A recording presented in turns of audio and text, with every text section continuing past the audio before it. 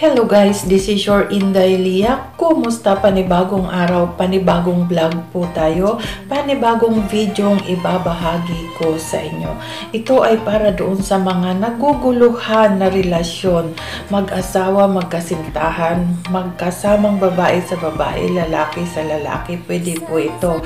Yung tipong hindi na siya, umabot na sa hindi nagpaparamdam at nais mong tumawag or mag-reach out lamang ay pwede na po yun.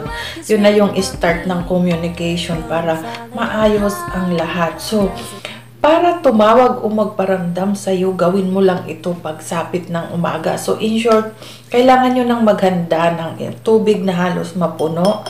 So, clear po yan. At isang papel na isulat mo na ang kanyang pangalan, buo, may apelyido.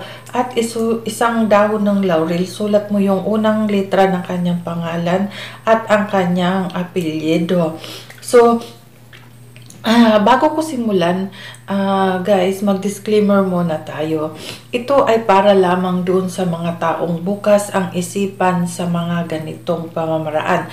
Kung ayaw nyo ang video ito, pues mag-exit po na lamang kayo. Madali lang po yung gawin. So, wag na tayong magdadaldal ng kadami-dami. So, ano ang una nyong gagawin? Yung papel na sinulatan nyo ng kanyang pangalan at apelyido ay yun ang una mong ihuhulog dito sa tubig. At sumunod ang isang dahon ng laurel na isinulat nyo lang yung umpisa ng pangalan at yung umpisa ng apelyidong letra. So, hinulog nyo at ang susunod nyong gagawin ay taimtim kayong magdasal. Ito ay gawin nyo na feel nyo talaga yung gusto nyo. Pag hindi pa naman nyo feel ay ipagpaliban nyo na muna. So, una nyong ginawa pag nahulog na yung papel at dahon ng laurel, magdasal po kayo. Kahit anong dasal, ang iba nagtatanong pa. So, syempre naman, pwede pong Our Father or yung dasal ba na ginagawa nyo lang, okay na po yun. Our Father, Hail Mary, pwede po yun. And then nagdasal kayo. Pagkatapos nun ay banggitin mo yung kanyang pangalan.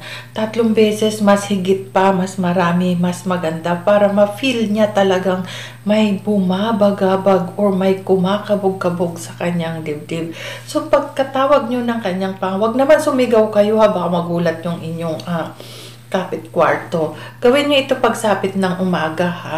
And di nagdasal ka, tinawag mo yung kanyang pangalan. Pagkatawag ng pangalan ay humiling ka, mas marami, mas maganda.